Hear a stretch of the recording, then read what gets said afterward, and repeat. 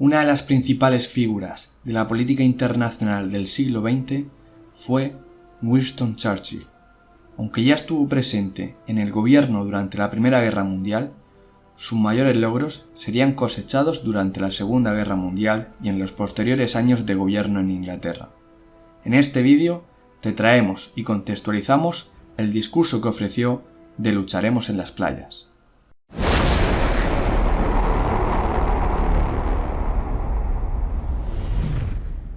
Hitler invadiría Polonia en 1939, dejando en clara evidencia la política de apaciguamiento que habían adoptado Francia y Gran Bretaña frente a la política nazi.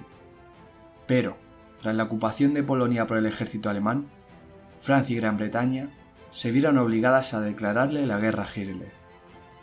Uno de los personajes más críticos y de oposición a la política de apaciguamiento había sido Winston Churchill, y por su empeño político de hacer frente a Hitler, Churchill sería invitado a formar parte del gabinete de guerra de Neville Chamberlain, primer ministro británico en ese momento. En abril de 1940, Alemania emprendería la invasión del país europeo de Noruega, sin que realmente tuviera una respuesta significativa por parte del bando aliado. La pasividad de Inglaterra dañaría el poder de Chamberlain, quien tuvo que dimitir el 10 de mayo de 1940, siendo Churchill su sucesor como primer ministro. Instantes después de este cambio político, Hitler lanzó a su ejército una invasión rápida sobre el país francés, cruzando los Países Bajos. Las tropas aliadas, impotentes de hacer frente al ataque alemán, se vieron obligadas a retirarse al puerto francés de Dunkerque. Churchill no tendría más opción que autorizar la evacuación de las tropas a Inglaterra. La defensa de Dunkerque aguantaría hasta el 4 de junio, y para entonces ya habían sido evacuados más de 33.000 efectivos. En este día, Churchill se dirigiría a la población pronunciando el siguiente discurso, señalando el futuro de la guerra. Volviendo una vez más, y en esta ocasión en términos más generales, a la cuestión de la invasión, observo que nunca ha habido en todos estos largos siglos una situación similar a la presente, en la que no podemos jactarnos de dar a nuestro pueblo una garantía absoluta que lo proteja de la invasión, y menos aún de ataques graves.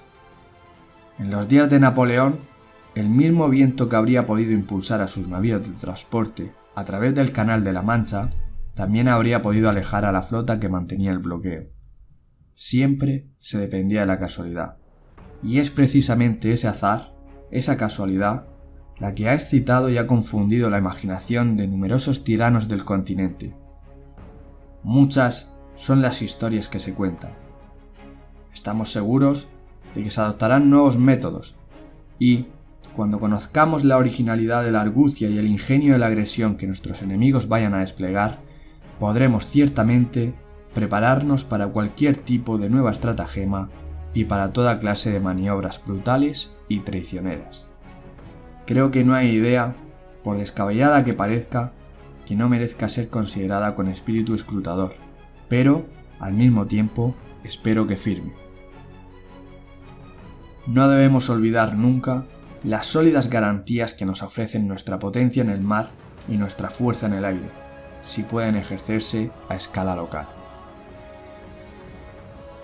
Personalmente, tengo plena confianza en que si todos cumplen con su deber, si no se descuida nada y si se adoptan las mejores determinaciones, tal como estamos haciendo, una vez más demostraremos que somos capaces de defender nuestra isla natal, de alejar la tormenta de la guerra y de sobrevivir a la amenaza de la tiranía, si es necesario, durante años, si es necesario, solos. En cualquier caso, eso es lo que vamos a intentar hacer. Tal es la decisión del gobierno de Su Majestad, de todos y cada uno de sus hombres. Tal es la voluntad del Parlamento y de la nación. El Imperio Británico y la República Francesa, unidos por una misma causa y por una misma necesidad, defenderán hasta la muerte su tierra natal, ayudándose mutuamente como buenos camaradas y hasta el final más extremo de su fuerza. Incluso aunque grandes territorios de Europa y muchos antiguos y famosos estados hayan caído o vayan a caer en las garras de la Gestapo y de toda la odiosa maquinaria nazi, no flaquearemos ni fracasaremos. Lucharemos en Francia, lucharemos en los mares y océanos, lucharemos con creciente confianza y creciente fuerza en el aire, defenderemos nuestra isla, cualquiera que sea el coste de ello, lucharemos en las playas, lucharemos en los aeródromos, combatiremos en los campos y en las calles, pelearemos en las colinas, nunca nos rendiremos.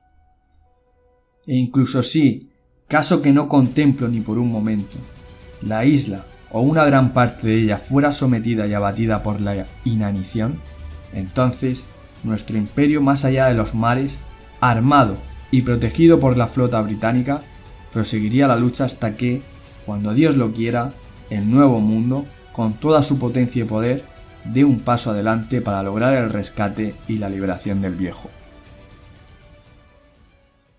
Estas palabras de Churchill reflejaban su liderazgo y la fuerza que desprendía, quedando sola Gran Bretaña frente a la Alemania nazi, pues, tras la ocupación de Hitler sobre Francia, su atención se centró en las islas británicas.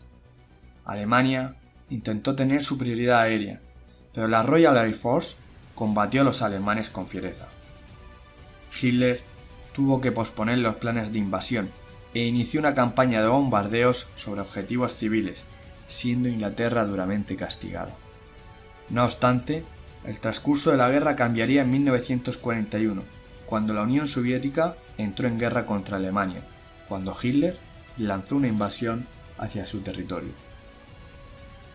Los Estados Unidos también se unirían en diciembre de dicho año.